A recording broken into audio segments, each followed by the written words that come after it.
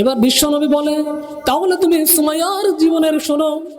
মক্কার নগরীতে আমি যখন মানুষের কাছে এই ইসলামের জন্য দাওয়াত দিচ্ছিলাম, মানুষের দ্বারে দ্বারে যখন আমি মেহনত করতেছিলাম, প্রত্যেকটা মানুষের কাছে যখন আমি আল্লাহ এক বিধান অনুসারে আমার উপর যে কুরআনুল কারীম নাজিল করেছে, ওই কুরআনের দাওয়াত যখন আমি মানুষের দ্বারে দ্বারে পৌঁছে দিচ্ছিলাম, মক্কার মধ্যে অনেক মানুষ ছিল। আবু সুফিয়ানের স্ত্রী তখন বিভিন্ন রকম ভাবে আমাকে নির্যাতিত করেছে। এক পর্যায়ে কেউ ঈমান আনতে চায় না। আমাকে না দেখার পর ওই সুমাইয়া মক্কা নগরীর মধ্যে একটি কুড়ি ঘরের মধ্যে থাকতো, সে তখন আমার উপর ঈমান আনলো। আর আমার উপর ঈমান আনার কারণে আবু জেহেল তার উপর নির্যাতিত শুরু করে দিতে লাগলো। ফাতেমা তখন বলে, আব্বাজান তারপর কি হলো আমাকে বলুন। এবার আল্লাহ রাসূল বলে, সুমাইয়া যখন চিন্তা করলো যে মুহাম্মদুর রাসূলুল্লাহ তাকে মানতে হবে, কেননা আল্লাহ রাব্বুল আলামিন কুরআনুল কারীমের আয়াতে কারিমার মধ্যে নাযিল করে জানিয়ে দিলেন, কুল ইন কুনতুম তুহিব্বুল আল্লাহ। আল্লাহু আকবার। আল্লাহ রাব্বুল আলামিন কুরআনুল কারীমের মধ্যে আয়াতে কারিমা নাযিল করলেন, ও দুনিয়ার মানুষ, তোমরা যদি আমি আল্লাহকে যদি পেতে চাও, আমি আল্লাহর ইবাদত বন্দেগী যদি করতে চাও, আমি আল্লাহকে যদি তোমরা রাজি খুশি করতে চাও, তাহলে আমার রাসূলকে অনুসরণ করো, আমার রাসূলকে মহব্বত করো, আমার রাসূলকে মহব্বত করো, আমার রাসূলের আদর্শ নৈতিকতা মেনে নাও। ফাত্তাবিউনি ইউহিব্বুকুমুল্লাহ। যদি আমার রাসূলকে তুমি মানতে পারো, তোমার জীবন জৈবন হচ্ছে, আমি রাসূলকে যদি মহব্বত করতে পারো, তোমাদের জন্য দুইটি সংবাদ আমি আল্লাহ পাক দিয়ে দিলাম। বলুন সুবহানাল্লাহ। এক নম্বর সংবাদ হলো, ইয়াগফির লাকুম যুনুবাকুম। তুমি যত গুনাহ করেছো, তোমার জীবনে যত পাপ, জেনা, বেবিচারি, অন্যার সাথে তুমি যে লিপ্ত ছিলা, যত গুনাহ তুমি করেছো, তুমি যেই মুহূর্তে শুরু করলে যে আমি আজকের থেকে আমার রাসূলকে অনুসরণ করব, আমার রাসূলকে আমি মানব, ইয়াগফির লাকুম, সঙ্গে সঙ্গে আমি আল্লাহ পাক তোমার জীবনের গুনাহগুলি মাফ করে দেব। যুনুবাকুম, এবং পিছনে যে গুনাহগুলো তুমি করেছো সেই গুনাহগুলি মাফ করে দেব। এইভাবে যখন আয়াতে কারিমা নাজিল হলেন, আর মক্কা নগরীর মধ্যে সুমাইয়া তখন চিন্তা করলেন যে আল্লাহ রাব্বুল আলামিন আয়াতে কারিমার মধ্যে বলেছেন, আমি সুমাইয়ার জীবনের থেকে যদি নবীকে মহব্বত করি, আমি সুমাইয়ার জীবনের থেকে যদি আল্লাহ রাসূলকে একটু অনুসরণ করি, আমি সুমাইয়ার জীবনের থেকে যদি আল্লাহ রাসূলকে যদি ভালোবাসি, তাহলে আল্লাহ পাক আমার গুনাহ হয়তো বা মাফ করে দিবে, আমি অতীতে যে পাপগুলো করি সে পাপগুলো মাফ করে দিবে। তাই সেই মুহূর্তের থেকে আল্লাহর নবীর সাহাবী মা সুমাইয়া তখন চিন্তা করলেন যে আমি নবীজিকে অনুসরণ করব। নবীজিকে দেখলো না, বুঝলো না, চিনলো না, জানলো না, তবু নবীজিকে অনুসরণ করা শুরু করে দিতে লাগলো। এইভাবে যখন মা সুমাইয়া নবীজিকে যখন অনুসরণ করা শুরু করতে লাগলো, এক পর্যায়ে দেখা যায় খবরটা মক্কা জাহানের মধ্যে পুরো মানুষের কাছে তখন ছড়িয়ে পড়ে। এইরকম উতবা সাহিবাদ থেকে আবু সুফিয়ান নেতৃত্বে এক পর্যায়ে খবরটা আবু জেহেলের দরবারে পৌঁছা যায়। এবার আবু জেহেল চিন্তা করে, আমার নগরীর মধ্যে, আমার এরিয়ার মধ্যে মুহাম্মাদের গুণগান গাইকে, মুহাম্মাদের গুণগান গাইকে। তখন আবু জেহেলকে যায় বলল যে মুহাম্মদকে দেখে নাই, মুহাম্মদকে ভালোবাসে নাই, মুহাম্মদকে অনুসরণ করা শুরু করে দিয়েছে। তখন আবু জেহেল বলল, সে কে? তখন বলল, আপনার এই মক্কা নগরীর মধ্যে ওই যে কুড়ি ঘরের মধ্যে থাকে, ছোট্ট একটি ঘর দেখা যায়, ওই ঘরের মধ্যে বাস করে, তার নাম হলো সুমাইয়া। আর ওই সুমাইয়াই নাকে মানে না, সে মুহাম্মদের নেতৃত্ব মানতে চায়। এবার আবু জেহেল হুকুম দিল যে আমার নেতৃত্ব যেহেতু মানে না, সুমাইয়াকে আমার নিকটে ধরে নিয়ে আসো।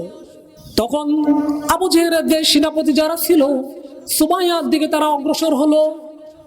কিছু দূর অগ্রসর হবার পর আবু জেহেল তখন নিজেই বলল, না না না, তোমরা শুধু যেও না, তোমাদের সঙ্গে আবু জেহেলও নিজে যাব। এবার আবু জেহেল নিজে যাওয়াও শুরু করতে লাগলো।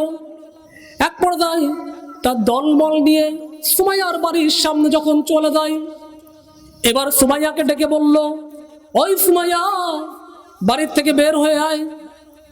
একবার দুইবার বারবার যখন এইভাবে ডাকতে লাগলো, সুমাইয়া বাসার থেকে বের হয় না, রুমের মধ্যে থাকে। এবার আবু জেহেল তার সাঙ্গা পাঙ্গাদেরকে পাঠিয়ে দিল। তারা সুমাইয়াকে তখন ধরে নিয়ে আসলো। সুমাইয়াকে ধরে নিয়ে যখন আবু জেহেলের সামনে যখন নিয়ে আসা হয়, এবার আবু জেহেল তখন বলে, ওই সুমাইয়া, এই মক্কা নগরীর মধ্যে সবাই আমার হুকুম মানে, সবাই আমাকে দেখে ভয় পায়, তুই কেন আমাকে মানিস না? এবার সুমাইয়া বলে যে বিশ্ব নবীর উপর কুরআনুল কারীম নাজিল হয়েছে, আর ওই কুরআনের মধ্যে আল্লাহ পাক ঘোষণা দিয়েছে, কুল ইন কুনতুম তুহিব্বুল আল্লাহ,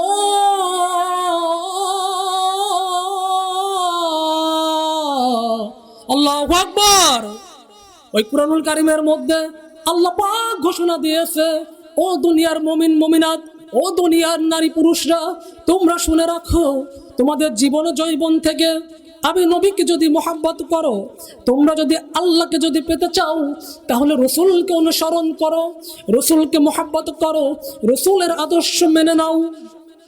আর যদি তোমরা রসুলের আদর্শ মেনে নাও, তোমাদের জন্য দুইটা সংবাদ, ফাত্তাবিউনি ইউহিব্বুকুমুল্লাহ ইয়াগফির লাকুম যুনুবাকুম। যেই মুহূর্ত থেকে তুমি রসুলকে মানা শুরু করবে, ওই মুহূর্তে তোমার তামাম জিন্দেগির গুনাহগুলি আমি আল্লাহ রাব্বুল আলামিন মাফ করে দেব। তাই আমি সুমাইয়া আমার জীবনের থেকে আমি রসুলকে মহব্বত করা শুরু করে দিয়েছি।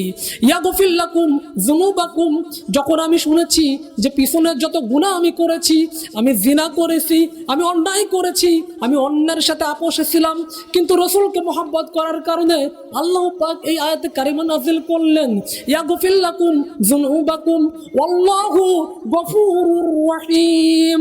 আল্লাহ পাক এখানে অপশন দিলেন যে আমার নবীকে যদি কোনো মুমিন মুমিনাত যদি মানা শুরু করে, তার আগে এবং পিছনে যত গুনাহ করেছে আমি সকল গুনাহগুলি মাফ করে দেব।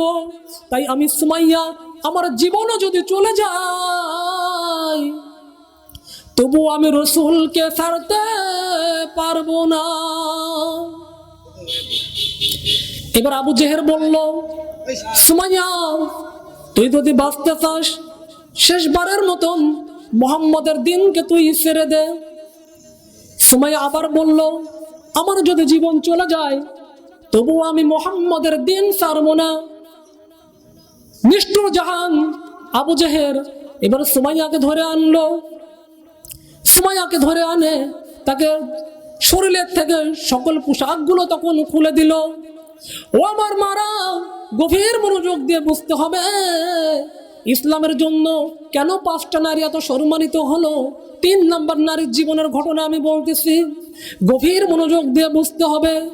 শুধু শুধু কিন্তু আল্লাহর জান্নাত পাওয়া যায় না।